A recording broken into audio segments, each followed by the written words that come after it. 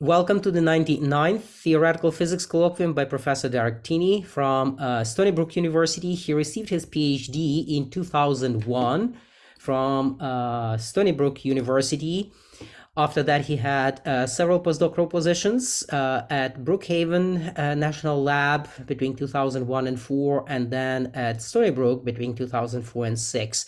He got a faculty position at Arkansas State University in 2006, but moved to Stony Brook in 2007, where he remains the faculty since then. He studied also at first as a Riken Fellow at Riken Biennale Center for the first 5 years there. During the first years there, he also got Outstanding Junior Investigator from Department of Energy and Alfred Sloan Fellowship from Sloan Foundation. He served on the National Advisory Committee of the Institute for Nuclear Physics at INT between 2018 and 2020. His research interests include QCD theory, phenomenology, QCD critical point, heavy ion collisions, phase transitions, relativistic hydrodynamics, probably many other things. And today he will be talking about soft pions and the dynamics of the chiral phase transition. And with that, I'll give the microphone to Derek. All right. So it's nice to see you all. I really want to thank Igor for hosting these colloquia.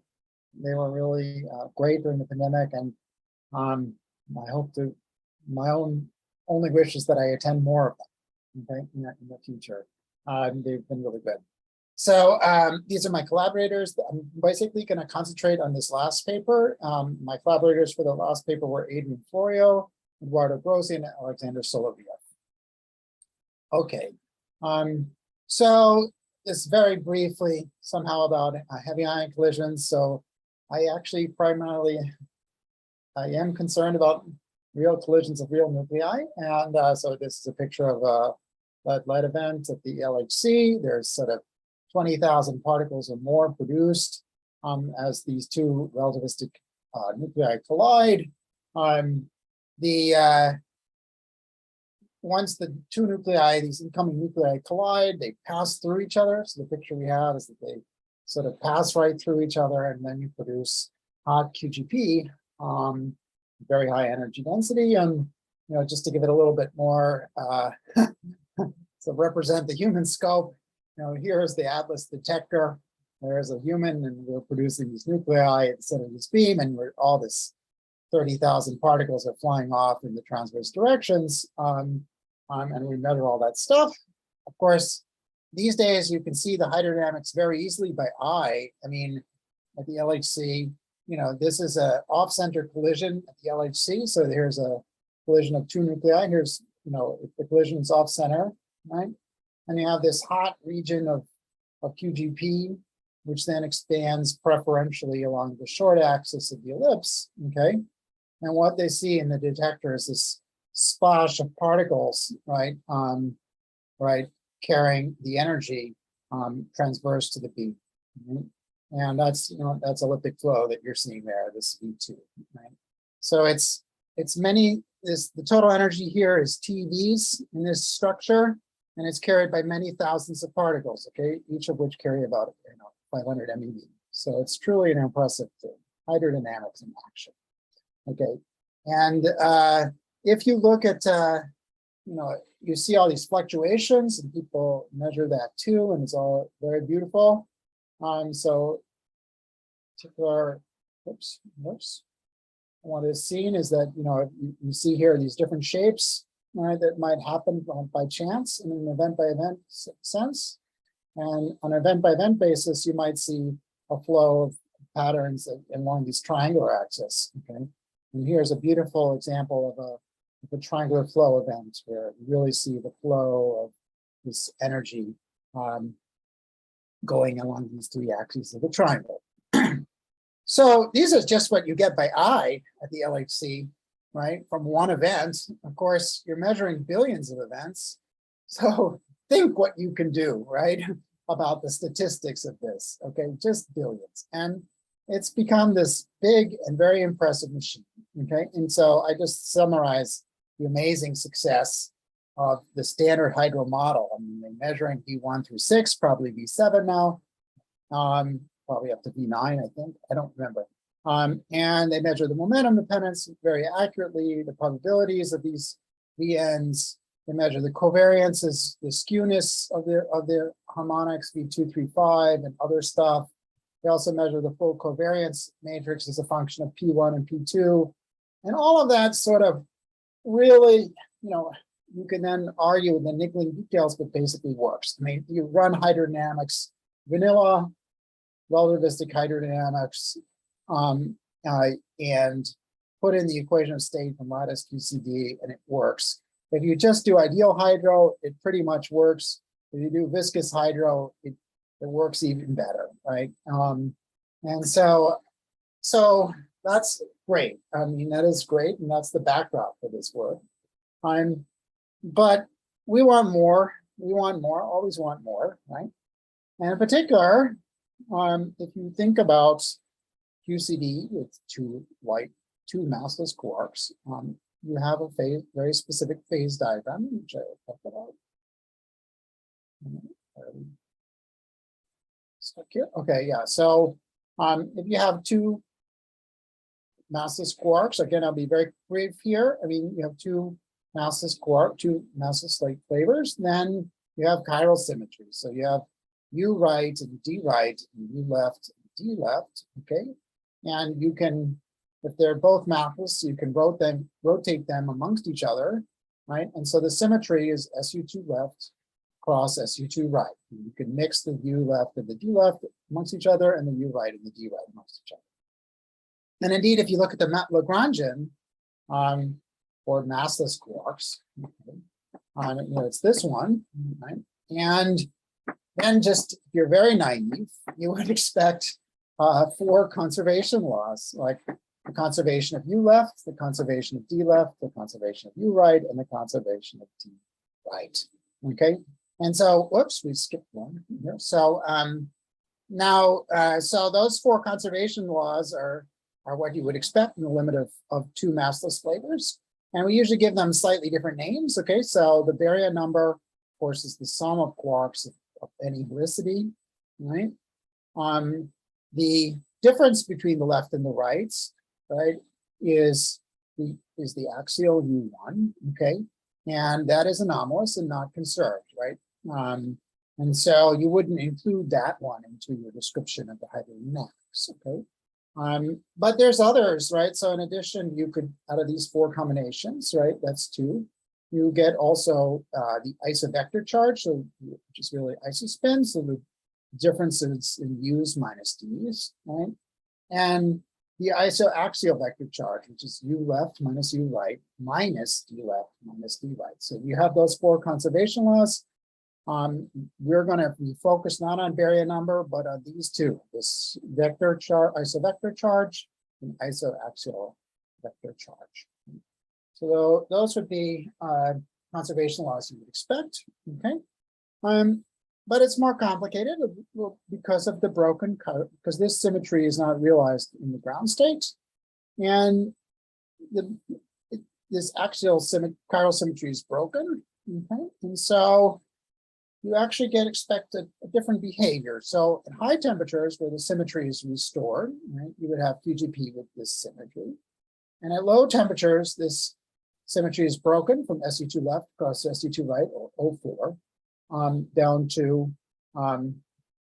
O3, right, SU2 vector. Okay, so if in the limit of 2 flavors, this transition is a second order phase transition, okay? And if you have a finite mass, which breaks the symmetry anyway explicitly, then it smooths out this second order phase transition to a crossover, right? In much the way that like the Ising model smooths out the phase transition. The magnetic field smooths out the phase transition in line. Now, so that's what we know, and we know this works well, right? But we also, this sort of general understanding really doesn't play much of a role in this very successful hydrodynamic model. and except maybe tangentially through the equation of state, but very weakly. And so it really doesn't play much of a role. And from a theory perspective, that seems like a flaw, right? And we should try and include the chiral symmetry breaking into the hydrodynamic description, right? So that's largely the goal here of this talk, is to sort of talk about the work we've been doing about that. Okay, so let's just talk a little bit about that.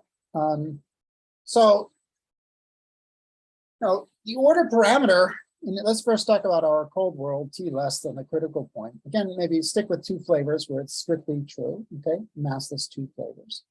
Then the state is ordered, and the order parameter is this 2 by 2 matrix of Q right, Q left. Here, Q can be either U or D, right? So it's the order parameter is this 2 by 2 matrix, which we write like this. So there's a little 2 by 2 matrix like that. Okay. So now if there's a slow modulation of this order parameter, right, in space and in time, and also, then you could have that cost very little energy, and as a result, you have this Goldstone modes, which are the phase of this chiral condensate. Okay, so you sort of have here the pion that one measures is really the phase of this order parameter.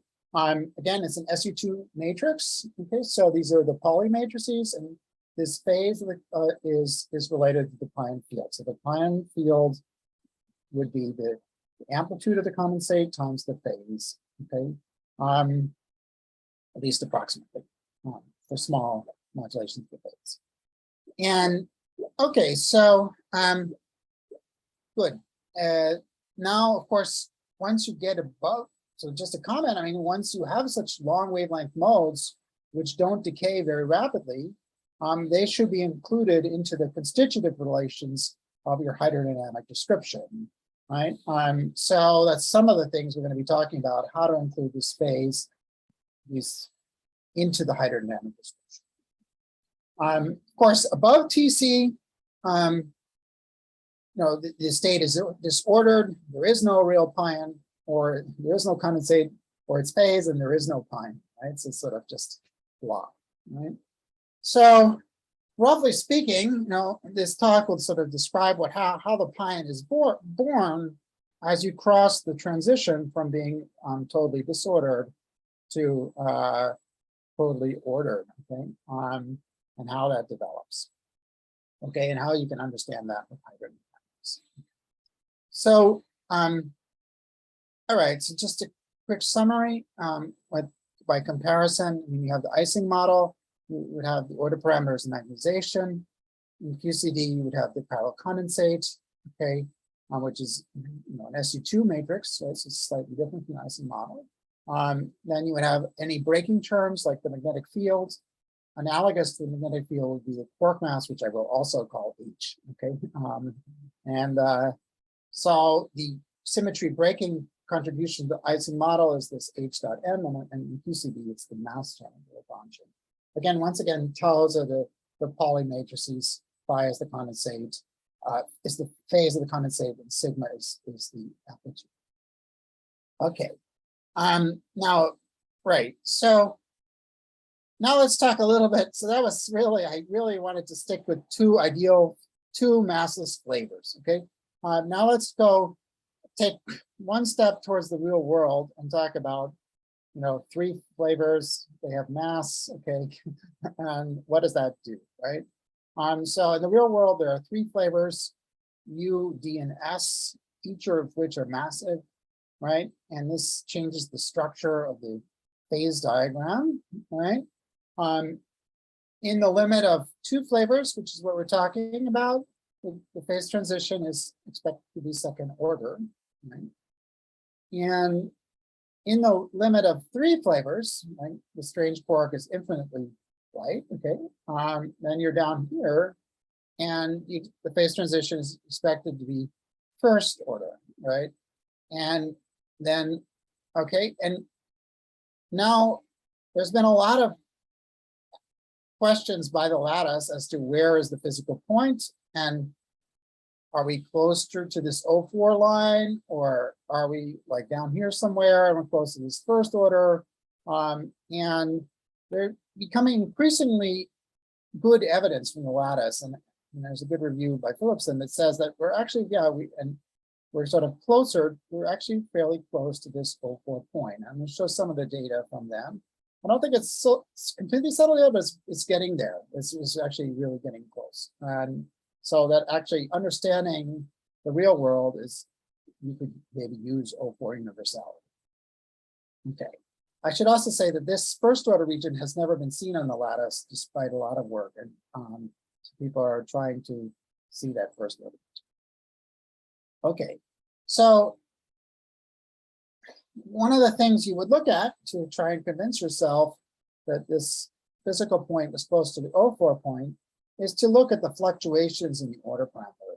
So that the order parameter, of course, is the sigma, right, which is u bar u plus d bar d. And if you're close to phase transition, then you would look at the fluctuations in sigma to monitor how close you are to the transition. Okay, so one of the things that has been measured on the lattice is this chiral susceptibility, the fluctuations in this condensate, versus temperature and quark mass. Okay, and well, so this is the plots of the data. This is the green one is our physical world, right? And now, as you make the quark mass lighter and lighter, you should get closer and closer to the critical region, and you see a steady increase in the fluctuations of the chiral condensate. Okay, and there are very definite predictions from the O4 symmetry breaking pattern for how this how these fluctuations should change with decreasing quark mass, right? And as a function of temperature, right? And so there are sort of scaling predictions, which I'm gonna review in just a second, okay, for how these curves should change as a function of quark mass and temperature.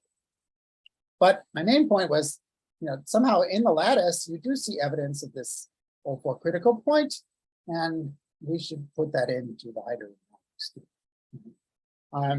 So just to review these scaling curves, it goes something like this. Okay, so you would, in order to predict these scaling curves, if you had, what would you do? Okay, you would first identify the order parameter. The order parameter is in the O4 universality class.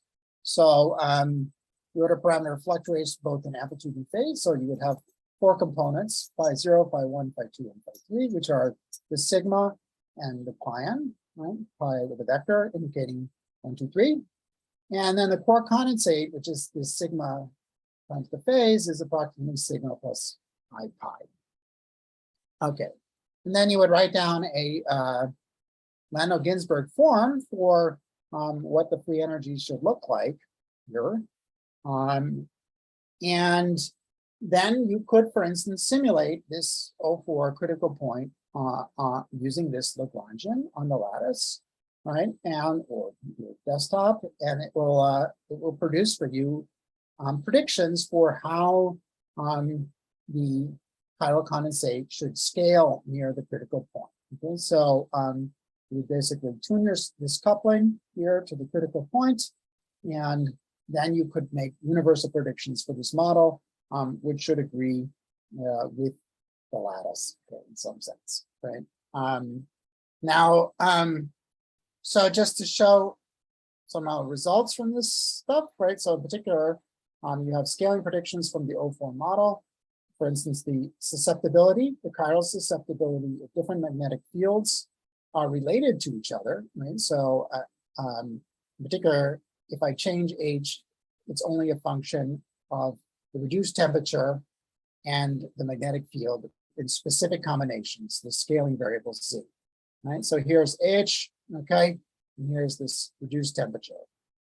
Okay, so if you take one Z, right, one value of H, which you get this curve, and then you're supposed to, as you change H, you're supposed to see an increase in the chiral susceptibility as you change H. And so this is sort of, say, the scaling predictions from this O4 model for how it should go. I took these data from this reference and the scaling, a few lines of nothing, right? So then you could compare to real QCD. I mean, you know, I put it pretty much to scale, okay? And this is what you get as a prediction for how these curves should scale from one to each other, right? You get this green, blue, magenta, brown, and green, blue, magenta, brown. And, you know, roughly speaking, well, it's, to my mind, let's put it this way, as a sort of phenomenologist, if we had a real-time description for real QCD, which was anywhere this good, okay, we would be quite satisfied, okay? And so, so sort of really motivation to sort of explore the real-time dynamics of this Landau-Ginzburg, you know, this O4 universality model, okay? Good. So that's what we're going to do, essentially extend the thermodynamic description of the universality, right, to the hydrodynamic one, and hopefully make predictions. Derek? Yeah. What is the dashed line on the right figure? It's supposed to, sorry, it got a little bit displaced. It's supposed to be at 0, and that's supposed to be TC. Right. Sorry, it got a little bit displaced with the mouse there. That's all. I'm sorry about that. Which is, and supposed to be like 135, but this was a, okay, good enough. Okay. Okay. Good. So, so that's the next step here. So we talked about the thermodynamics of the O4 model, and now you want to start describing the hydrodynamics of this O4 model, and perform a simulation of it. Okay. Now, so the hydrodynamics of the O4 phase transition has a long history. Okay. So there was a very beautiful paper in '92 by Roger Gopal and Vilcek. There's a which discussed it. There's a beautiful paper by Son, which has very few citations, in '99. Another set of beautiful papers by Son and Stepanov in '01, and finally us. Okay, much later. Okay, it was many years later. Okay, so the basic description would go something like this: that you have the order parameter, it's the sigma and the pi. But in addition, you would need to include all conserved or approximately conserved charges. And in those cases, your hydrodynamic description would be, in this case, the isovector charge, NV. So here's the, and the isoaxial vector charge that we talked about, okay? So those in an O4 symmetric setup, you know, these are all parts of the O4 node occurrence, and you would combine them into an antisymmetric O4 tensor, NAB, which involves, you know, a combination of these two. So there are a total of 6 right here, you know, 3 NV, 3 NA, and if you look at an O4 antisymmetric tensor, you'll see that there'll be 6 components that you can put these into. Okay, great. So now those charges, these conserved charges, they generate O4 rotations. I mean, so if you make an O4 rotation, the commutator of this of the charges with these fields is a small, generates the rotations according to this way, right? And so if you're going to extend this to a hydrodynamic description, then you need, it implies that these fields have to satisfy some kind of Poisson bracket structure, whatever the microscopic variables are. I mean, the classical fields need to have this Poisson bracket structure. Okay.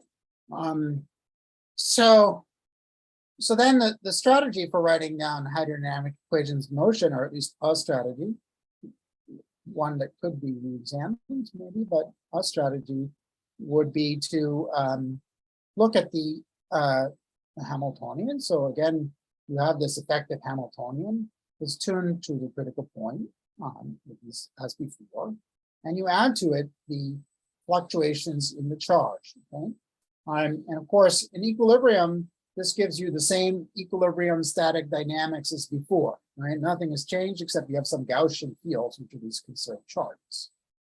And now if you're willing to postulate that the equations of motion take this form, right, that the sort of Hamilton's equations of motion, the Poisson brackets are prescribed by the symmetries of the problem, right? I mean, so we know what the Poisson bracket phi with n is, and that gives you sort of ideal equations of motion, okay, ideal hydro equations of motion. And you actually have all the Poisson brackets you need in order to compute that, okay?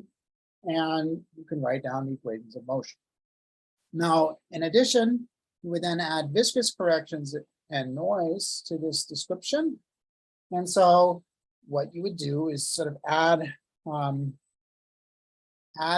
any term that's possible to the description. Okay, so you would expand your strains in terms of their conjugate variables. So here the strain associated with phi is the variation of h with respect to phi. Okay, and then you would add a noise term which matches so this dissipation term, so that the whole system reaches equilibrium and gives you this partition function. So that the stochastic equation of motions reach the right equilibrium.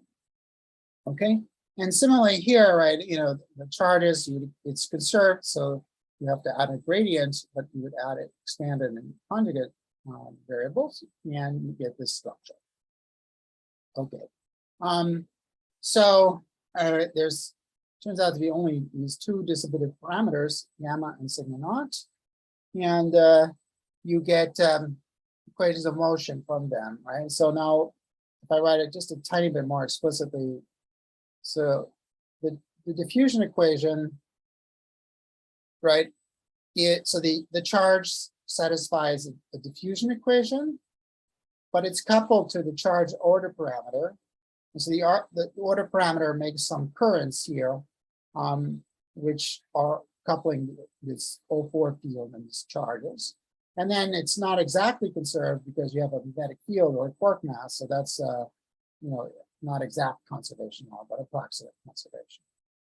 Okay, and then you have the noise term.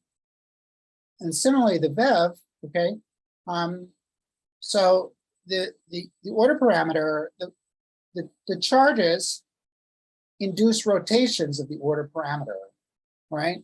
And so at ideal order, the effect of the charge is just to make the VEV sort of process around, right?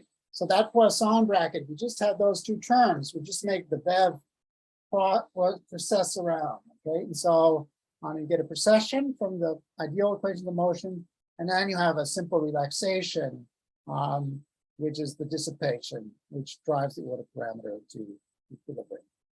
Okay. Excuse me, Derek. Yeah. No, just this is dissipative, right? It is dissipative. But the equations in the previous, I mean, you have a Hamiltonian. Was it done with Swinger-Keldysh or something like that? No, I mean, you can do that, and I didn't do it that way. I took it more phenomenological, that you say, okay, these are my ideal equations of motion. And well, we did it a couple of different ways, but let's say the easiest for me to understand, you have viscous corrections. Never mind. You have ideal equations of motion, and then you say, okay, now there are viscous corrections which I add, and I add anything that I can write down where I expand in conjugate gradient, in conjugate momenta, so that the thing has positive entropy production, and that's sort of set up a logic. Right? Okay. You can do this on the Keldysh contour, and then you would have some KMS symmetry, which sort of guarantees that this process on the contour will reach equilibrium. But it ends up being equivalent, essentially, to this argument. Okay. So yeah, so then, so the numeric scheme is kind of it's kind of operator splitting. So first we evolve for Hamiltonian evolution with sort of ideal position relay step, okay? And that's the left-hand side. And then we have all the system with metropolis steps, which, at least for small enough DT, will reproduce the Langevin process. So that was somehow, I don't know, insightful, known for sure, but you can just, instead of evolving this Langevin, you can just take metropolis steps and show that for small enough DT, these metropolis steps will generate this Langevin equations of motion, right? Which potentially is useful for other simulating other stochastic hydrodynamics. So our first goal was like to, like Google, like to do no harm. So we first checked that we reproduced the statics, right? So, we evolved the system. We check that we get the right Bev and so on, and the right critical exponents and other stuff, okay? And so here I just show one example, okay? So one of the simplest things we can measure is the order parameter, just the total integral over the order parameter over the lattice, okay? And calculate its time average, okay? And like the chiral condensate or the Bev is, this time average in some very specific limits where you take the volume to infinity first, and then you take H to 0, and doing that carefully is a bit tricky, but we found some nice EFT by Lutwiller, which helped us, which analyzed the finite volume limits. Derek, we have a question. Yeah. Go ahead. Yes, in the previous slide, you said that you can replace Langevin steps, like molecular dynamic steps, with Monte Carlo steps. Is there a theorem that says that you can safely interchange between the two? I mean, don't you run risks to not ergodically cover the phase space? Of what? Don't you run, is there a theorem that says the two methods are, let's say, equivalent in terms of covering the phase space? Yeah, I mean, you can certainly show, for instance, that if you take Langevin metropolis steps, and you can certainly show that for small DT, like pencil and paper, that small updates, that you get exactly these equations of motion. And of course, one of the good things about this is that unlike the Langevin, you have an action at every point in the game. And so you're guaranteed that this metropolis steps will go to the right equilibrium. Yeah. So yeah, I think it's fine. But do the two methods converge differently? Like, do you know how much do you have to run the Monte Carlo compared to the Langevin? I mean, you mean what's the relationship between the parameters? Right.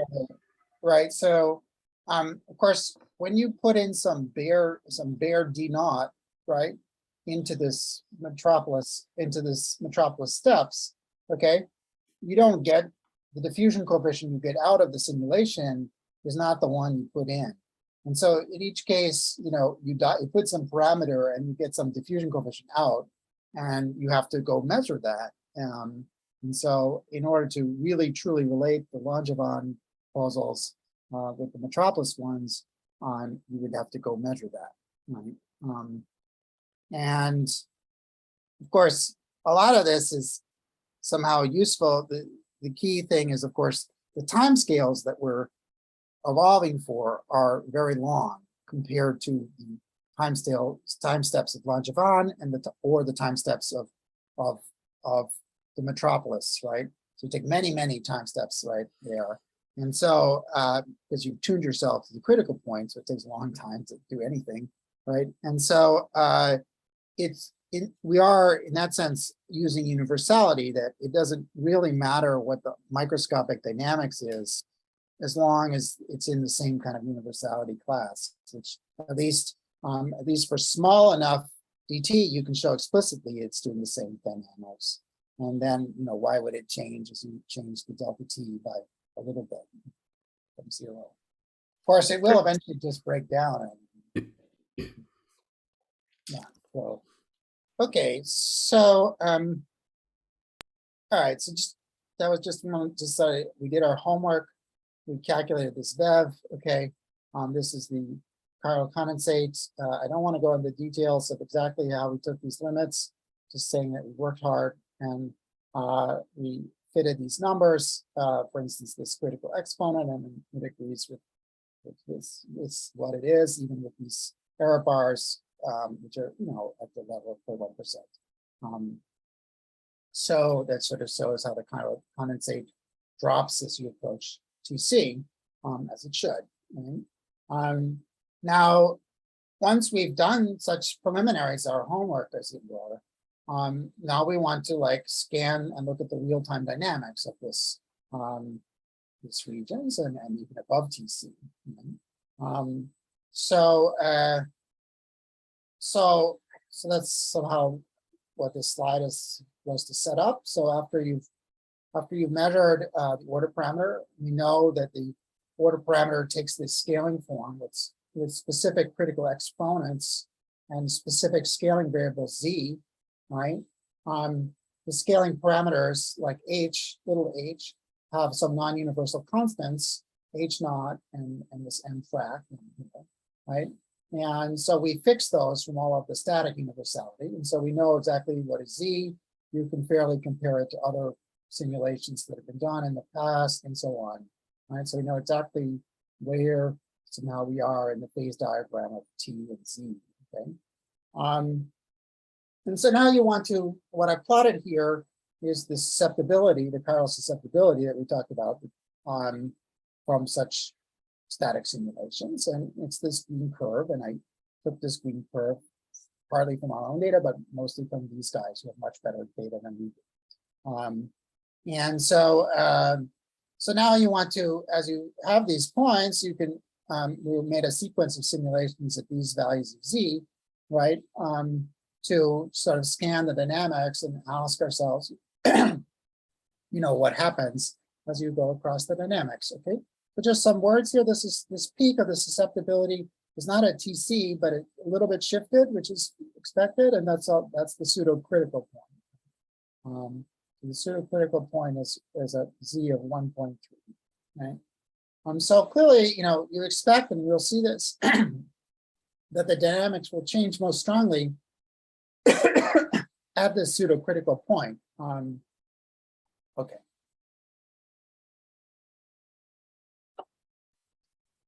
So just a kind of artist conception first, okay?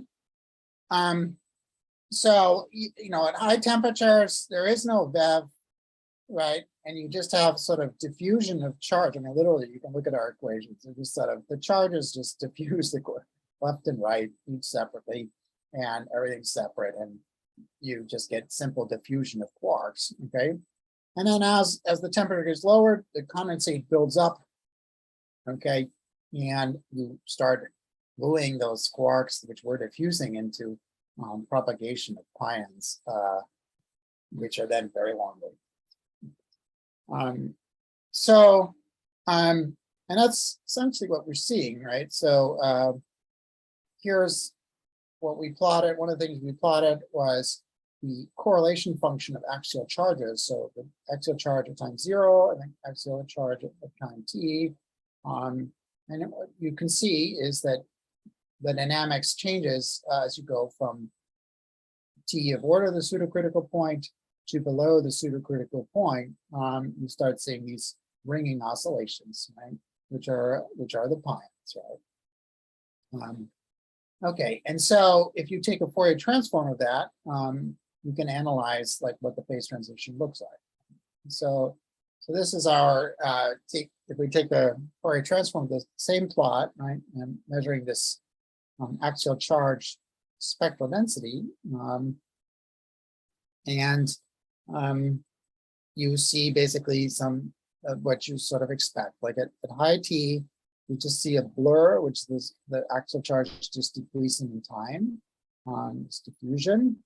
And then at low T, this axial charge gets mixed up with the order parameter, and you start seeing pion propagation as you go down to z of -2.2, right? So you can sort of see there this transition from quarks to propagation of pions, and there's which is neat. Okay, you can sort of see that. Not okay. So like well below TC, right? You really have a very good pion pole here, and you can write down a kind of pion EFT for those pions, which are weakly coupled from everything else. And so you get some, I'll talk a little about it a little bit later, but there's this pion EFT well below TC, which should work well below TC. And in particular, there is the pole position of these pion waves is given by the Gelman-Renner relation, these static quantities. And so what you can do is essentially measure these quantities, this V, I'll talk about it. It's just F squared over chi naught, and it's screening mass of the pion. Again, these are all static quantities, so you could measure some static correlators, measure those very precisely, and then you gives a prediction for the pole position of these pion waves, which is then like a real-time, right? And so, then you can make a fit. The pole position is not a fit parameter, but the width is a fit parameter.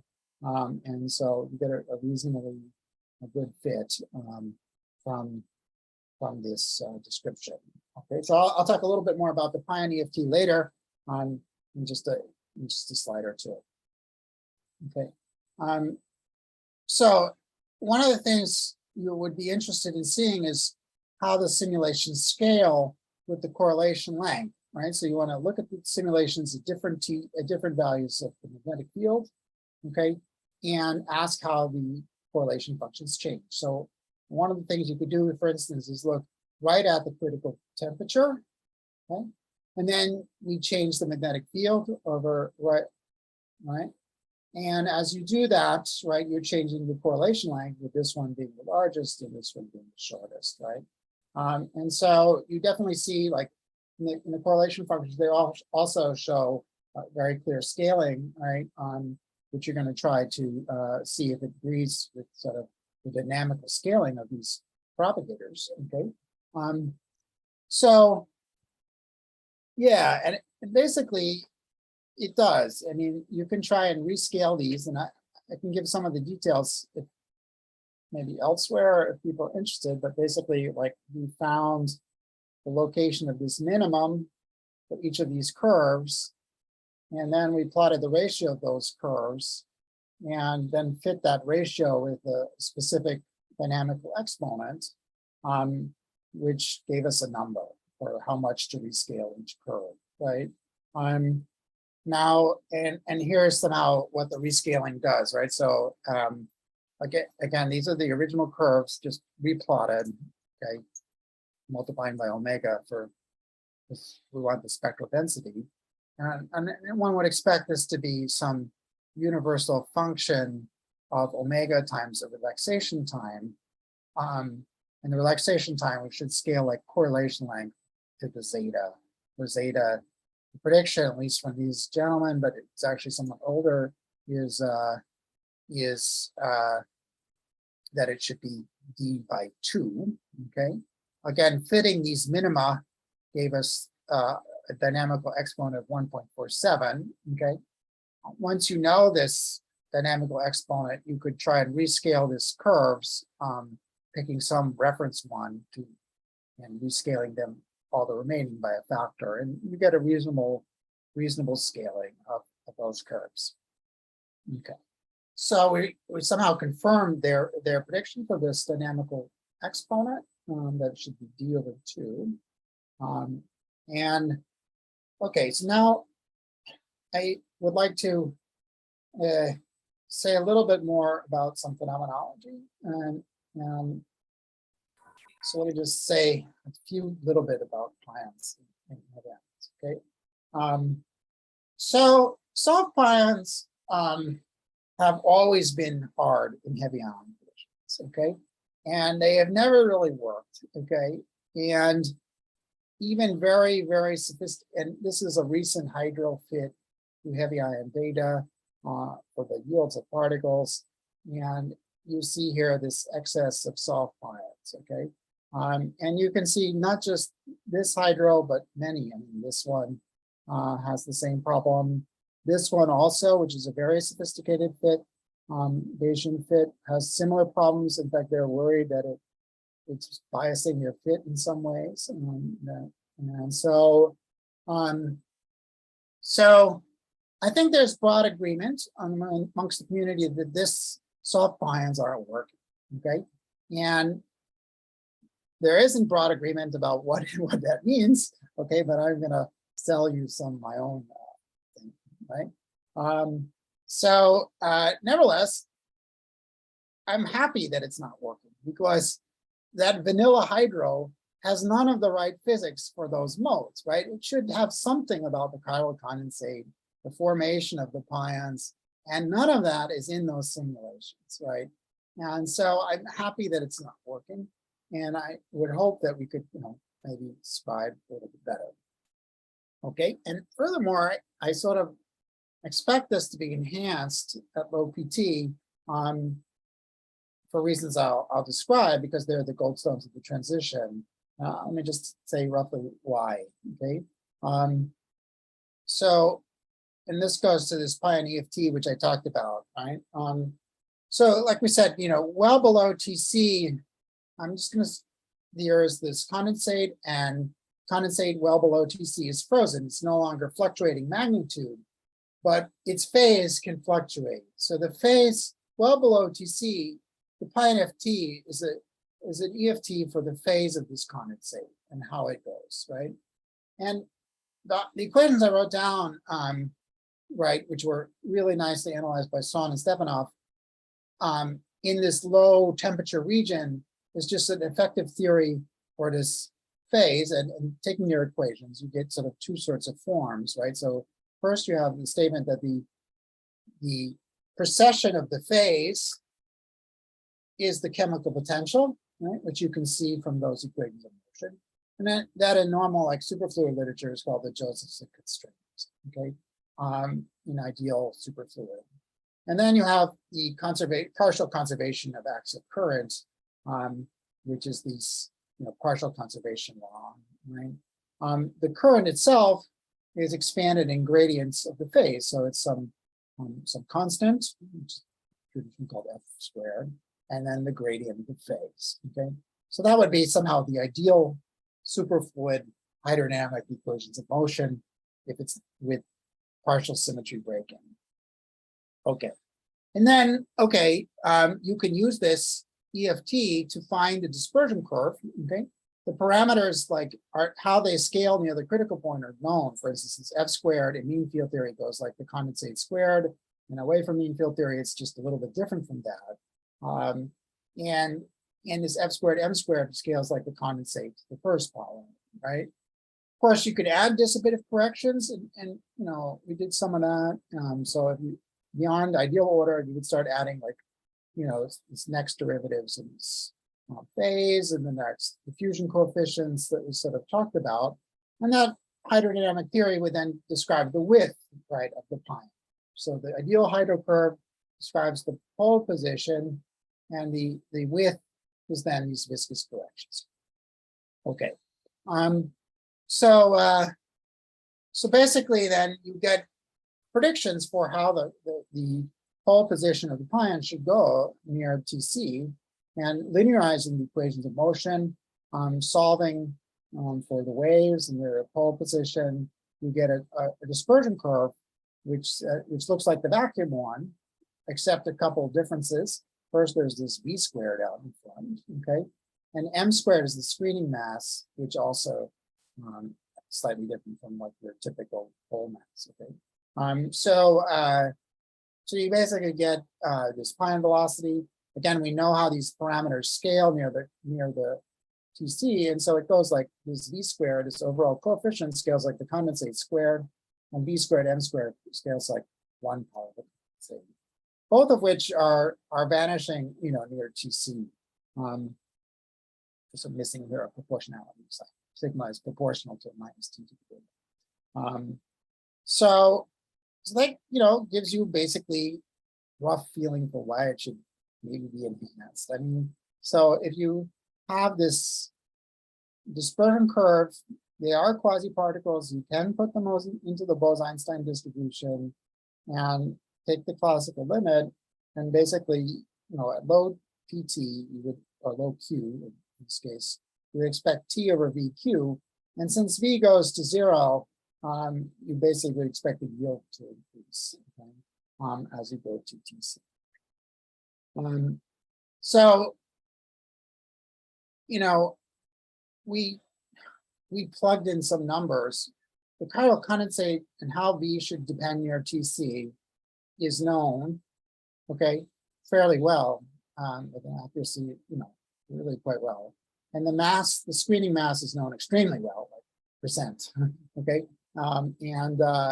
So you can plug in what you expect for this V and for this M, and we did that, right? Oops. So basically we plugged in somehow this distribution, and we put in this modified dispersion curve, V and the M, and assuming that the chiral condensate drops by a factor of 2, which is completely reasonable and completely legitimate relative to lattice data. And then you basically get a prediction for how these curves should go, the ratio of the critically enhanced yield relative to the vacuum one, and somehow you get this enhancement, right? That the vacuum one should go, go with that, right? It should go up. Of course, no one really knows. Eventually, at high enough momentum, this Pion EFT should break down, and we should somehow go back to the vacuum, right? And so we put a cutoff there for where exactly, where it should break down, right? And roughly speaking, pi t would be a guess, right? When the momentum becomes order pi t, it's no longer like a critical mode in any sense. It's really a microscopic mode. And so we put some cutoff there. And then basically I would expect some kind of initial behavior, which is this critical one, and then some, after some transition, which is very hard to predict, okay, you would get go back to the vacuum. Okay, so anyway, so I find the estimate encouraging, which motivates sort of additional work, but by far not, you won't find broad agreement that this is the explanation. Put it that way. Okay. So there is a new detector, right? Being proposed. The ALICE detector wants to replace their inner tracking system with the ITS-3. The ITS-3 can measure pions down to like 15 MeV is what they're talking about, right? So it's really small, soft pions. And this is the detector to do it because it can go with very soft momentum. It has a wide range in rapidity. It only measures charged particles. That's unfortunate, but nevertheless, we can work with it. Okay. Anyway, so let me then bring to some conclusions here. Oops. So basically, we're sort of encouraged by these estimates and current measurements. We are simulating the real-time dynamics of the chiral critical point. The method that we did for this simulation, stochastic hydro simulations, can be used more generally for stochastic hydro. And it has the potential to be very robust, which is something I'm excited about, like maybe replace our ordinary hydro with stochastic hydro. And we reproduce the expected dynamical scaling laws that c to the z zeta within, okay, this, you shouldn't read too much into the difference between 1.5 and this, okay. The Pion waves that we got are extremely well calibrated. There's much money. You can use the Pion EFT for many beautiful things. And so like, for instance, we looked only basically at 0K, but you can study this Pion waves at non-zero K. You can use the Pion waves to describe all of the finite volume scaling of our simulations, because the dominant terms in the finite volume scaling comes from these very soft pions, which are way inside of the box. And so you can write down a beautiful EFT, which describes in real time, the finite volume scaling and the finite time scaling. And so I'm excited about that. It's kind of not so practical, but it's still a great deal of fun. And so, of course, at a more practical level, our very important stuff for us is to study the expanding case. So we just had this critical behavior in the box, but a practical thing needs to study like what happens if the temperature is changing, and what happens if you start well above TC and you run this simulation down below TC and calculate the Pion yields, okay, that come from the simulation that might explain, the yields better than what we did, and perhaps the correlations between the pions, which would be very interesting to measure. And so I do find it wonderful that you can actually treat the hadronization of a pion kind of semi-rigorously if you're willing to accept the tenets of the hydrodynamics. Okay, thank you. Thank you very much for a nice presentation. Now we will have some time for questions. So if you have a question, please raise the hand. Okay, we'll start with Georgia. Georgia, go ahead. Hi, thanks. Great talk. Just as these enhanced low pions would be a coherent source, right? It's kind of coherent, yeah.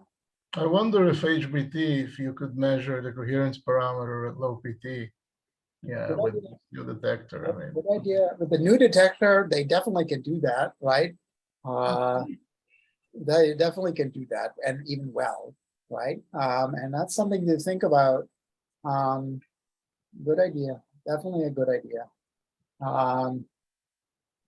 Definitely, because you're thinking like 3 pi on HBT, right? And we could study to measure the coherence parameter, for instance. Yeah. And the parameter goes down at low PT. And how it goes with momentum, right? Is with, say, I unintegrate one of the legs, say, or something like this, then how it scales with momentum of the particle would be a useful thing, right? Definitely. Okay. Any other questions from the audience? I do have a question of my own, which perhaps is coming due to my confusion that I misunderstood something. When you were talking about crossing the critical point and V goes to 0, that kind of raised a red flag for me, because it seemed to suggest that the correlation length becomes infinite, which we know at non-zero quark mass that shouldn't be the case. That's true. Am I missing something? No, you're not. No, you're not. So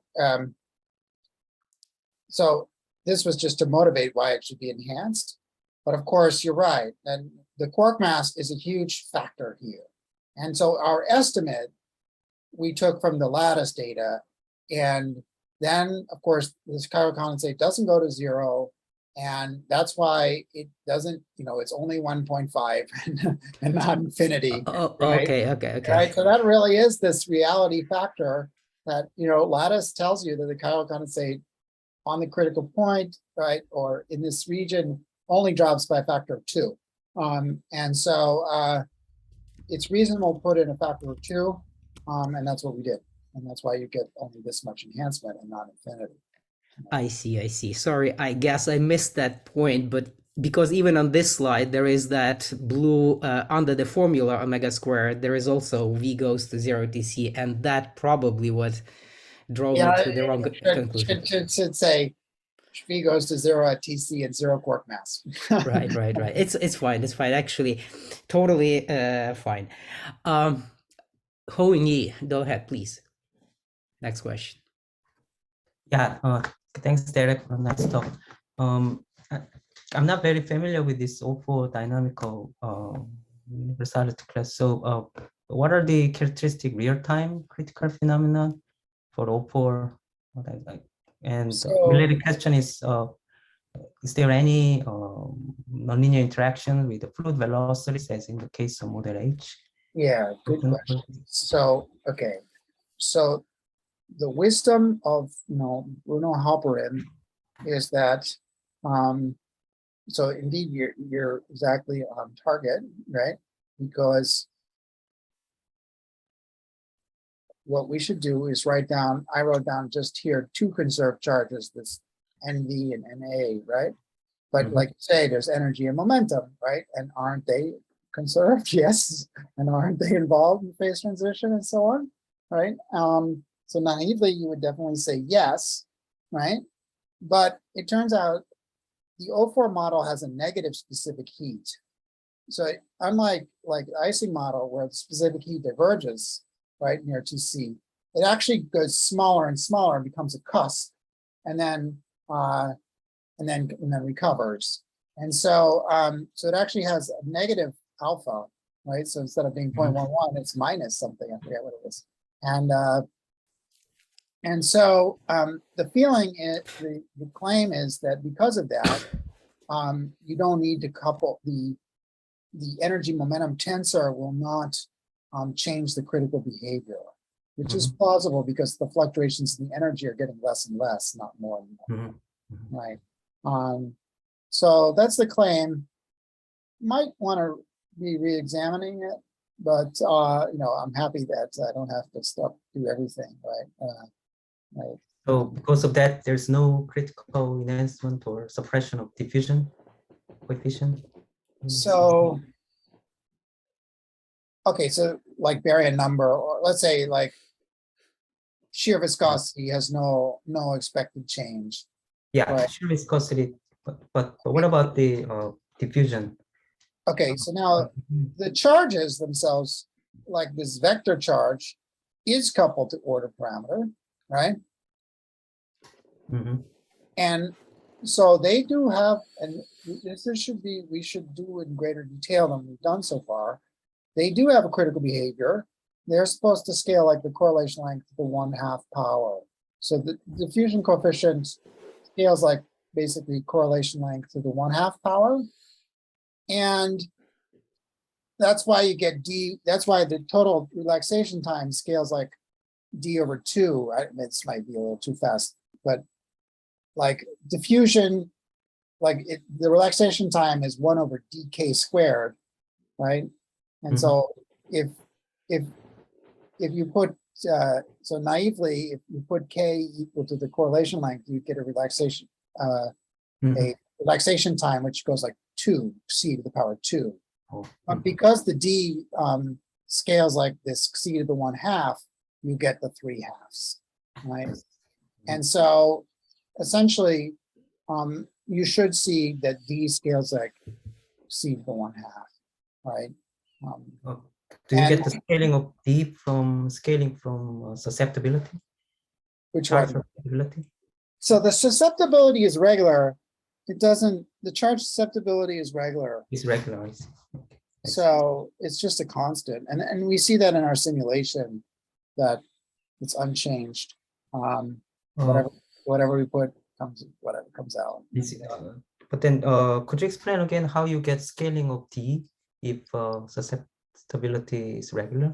Is it from conductivity somehow scaling? Yeah, the conductivity scales. That's right. I see.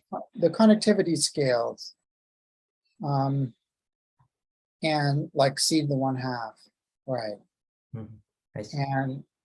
And that's the dominant term I'm trying to find here.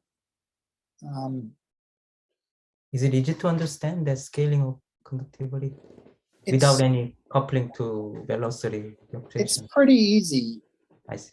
It's pretty easy. There's a couple ways you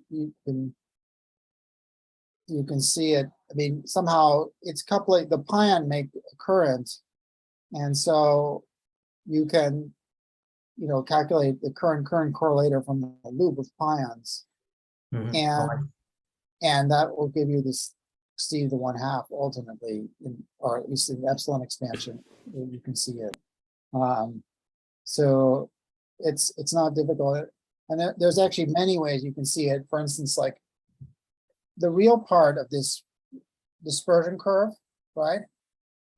You estimate how it scales with correlation length, right?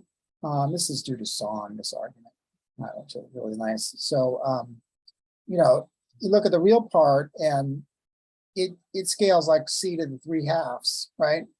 And the imaginary part in the Pion EFT is like dk squared, right? I dk squared, right?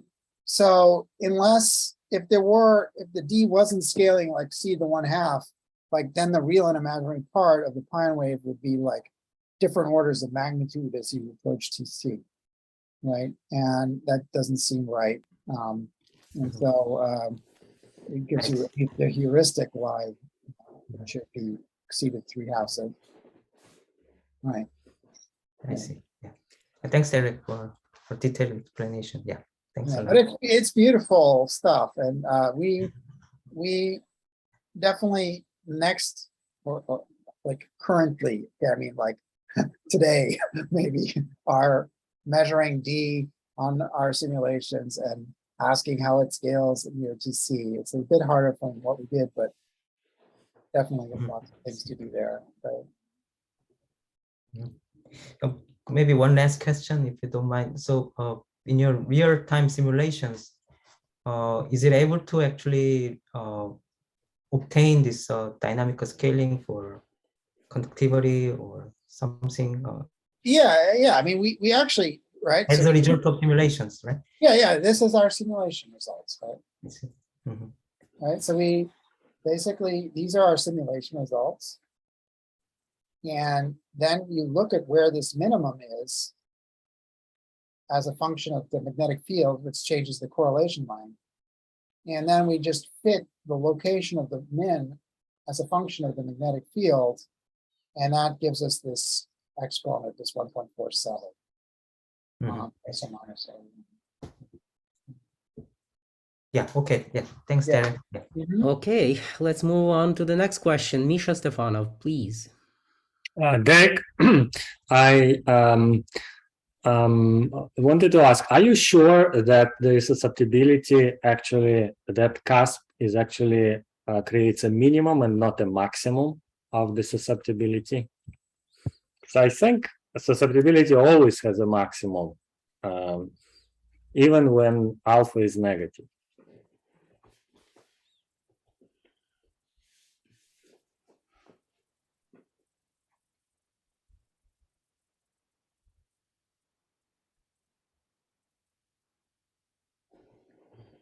I don't know.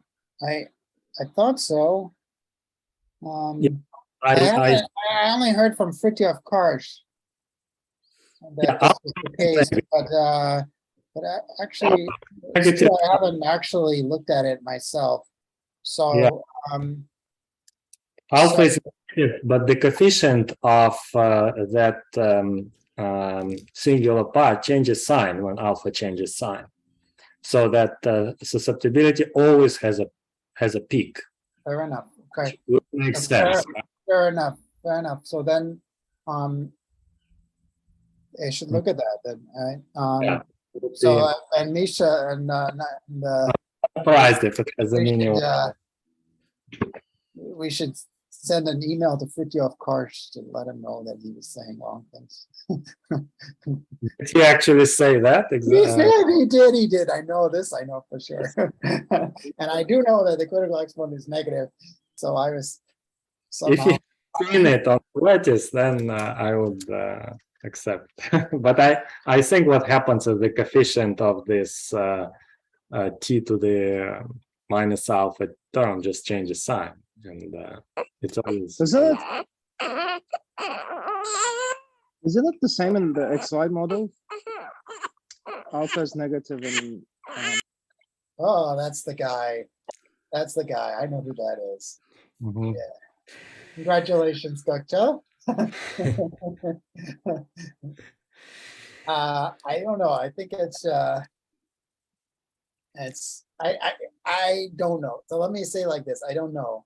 I do know that people have looked at like the one loop, the contribution of the shear stress. So even if the argument doesn't work, I know that people have looked at the contribution of the shear stress to the renormalization of the parameters, and it supposedly doesn't contribute. But I haven't gone through the details of that myself. Right? Yeah. By the way, if you did notice, there is a comment from Thomas in the comments. He also agrees that it creates a maximum like in helium, but epsilon expansion argument indeed rests on negative alpha. So at least if we take democratic vote, it will go up. But of course, that's not how the things are decided, I guess. I'm not arguing that alpha is negative. Alpha is negative. I think Alpha's negative, but everybody- I like No, it. but I think he's specifically talking about the creates the maximum, not Yeah, so for the fair enough. correlation. So there's three issues. One is alpha is negative.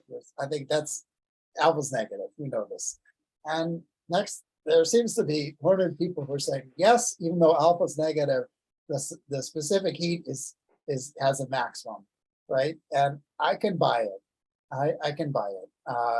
Then there's a third question: is whether the specific heat, having a maximum is enough to like change this dynamical scaling of this O4 model near the critical point. I don't know, but there has been loop calculations which I know. I think Vladimir Shovkovy did that, right? Where he said that it doesn't sort of confirm the reasoning of those of Wilczek and Roger Gopal by explicit computation, that it doesn't change the dynamical behavior. But that would be a calculation I should look at. Okay, have we sorted out with that question? I think so, right? So let's move on to the next one. Next question from Graziano Mileta. Go ahead. Okay, hello everyone, Hello. and thanks for the nice talk. I did not understand correctly. You have found the phi and n by solving the hydrodynamic equations of motion. Now, what is the complete form of the Hamiltonian? I mean, what are all the explicit terms of the Landau-Ginzburg Hamiltonian? So the Hamiltonian was this one, this vanilla. Yes, Together with its Gaussian charges, right? So there's these Gaussian charges. The charges don't affect the statics at all, right? They're just Gaussian fields. They don't change the statics in the slightest, but then they do change the dynamics.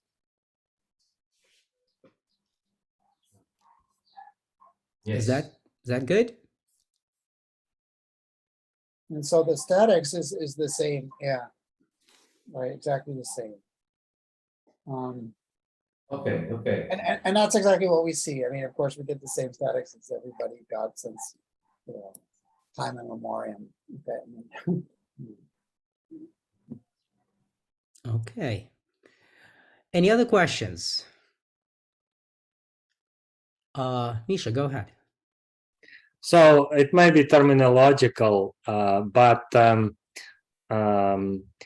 shouldn't it be called Landau-Ginzburg free energy, not the Hamiltonian? Because you're Free working. energy. Yeah, free energy.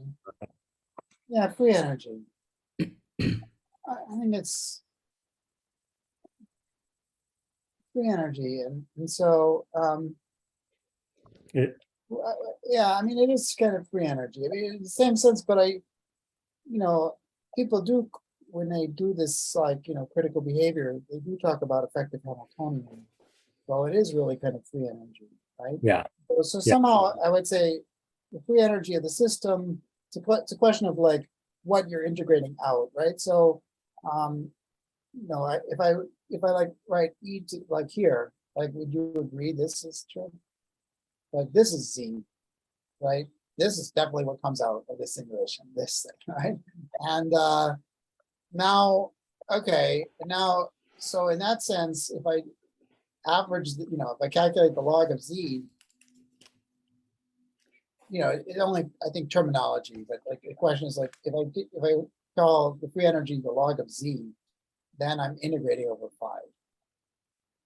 Unconstrained free energy or something like that. Free energy functional maybe is a better term. I think it doesn't really matter, strictly speaking, but you're not integrating over phi, you are integrating over everything, right? To get H, you have to integrate over all non-hydrodynamic modes, right? To get this H, you need to integrate over all non-hydrodynamic modes. And yeah, including quantum and thermal fluctuations. Absolutely, right? So all of that stuff is somehow, buried in these parameters, like yeah. And Yeah, but it also creates dissipation. So it's a kind of not any longer Hamiltonian system, right? I think you're saying that what you're saying is that there are these dissipative coefficients, right? So if I did this on the Keldysh, I mean, you can write this, as you know, I mean, you could write this equation of motion on the Keldysh contour, and then there would be these dissipative coefficients there, which would come from integrating out the quantum fluctuations, and all of that stuff, right? And so, yeah, I mean, what determines gamma, what determines sigma naught, right? The Bayer coupling is what comes from integrating out all of this quantum dissipation and all of this stuff, right? And then, so that determines the Bayer parameters that I would put into the lattice. And then when I do the simulation, I find that the long distance parameters are different from those Bayer parameters by this renormalization. okay. So we definitely see, that we're not getting what we put in for the gamma and the sigma. Right. Any other questions from the audience? I don't see any raised hands. I have a quick question, though. It's related to page 27. You're not far from that point by accident. When you were considering the 26 maybe, you were considering these cases before and after, or below and above critical temperature. And of course, when you have non-zero quark mass, we see this kind of distinct behavior, peak at the 0 and then peaks at the Pion masses, basically. Now, when we have a 0 quark mass, both peaks should be at 0. How will we distinguish the two regimes? So, good. Good. So, very good. So you have to go to finite K, right?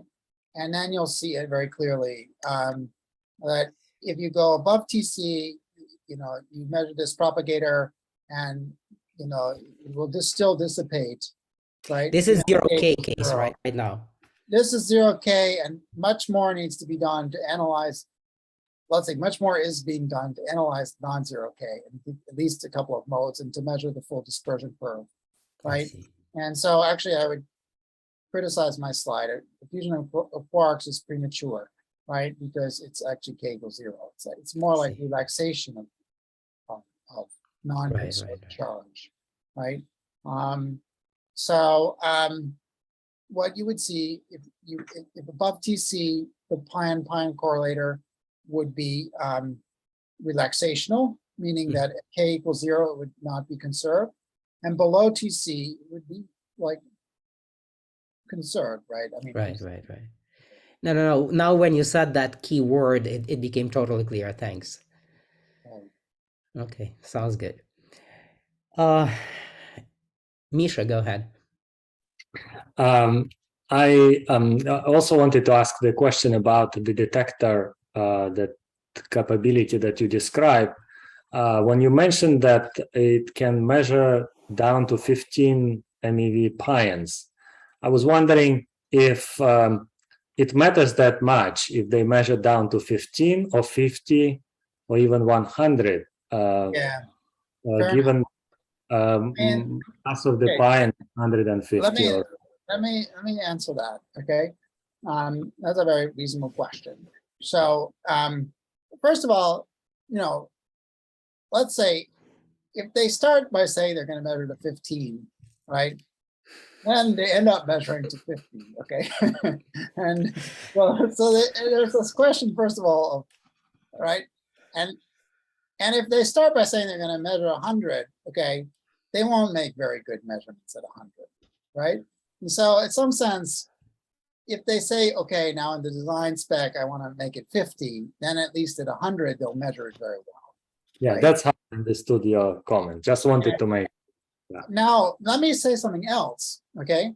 Which is why I think actually measuring down to 15 is actually interesting, is because we're only dealing here with thermal fluctuations.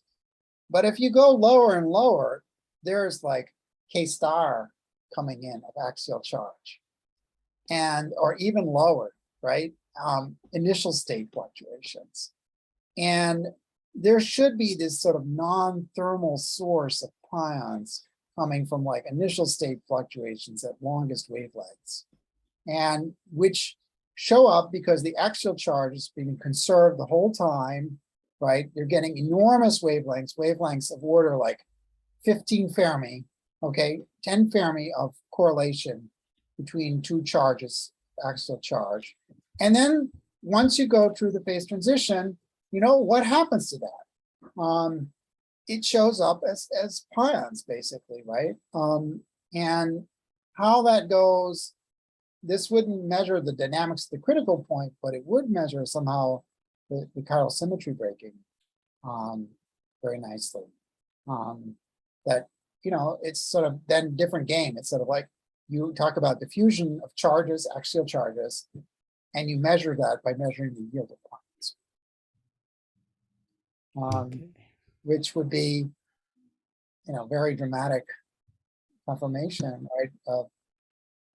I like it because it's using everything we think we know in heavy ion collisions. That forget about critical point. We do think we know that there is chiral symmetry breaking, and we do know for sure that there are long wavelength correlations of conserved charges, of which axial charge above TC is one of them. I mean, you can look at the time scales, like it's nearly exactly conserved. So I think I would not be surprised to see a lot of interesting goo down there, all right, which would be wonderful to measure. Okay. Well, I don't see any other questions in the audience, so I would like to use this opportunity to thank Derek again for a nice presentation. That was fabulous. Thank you.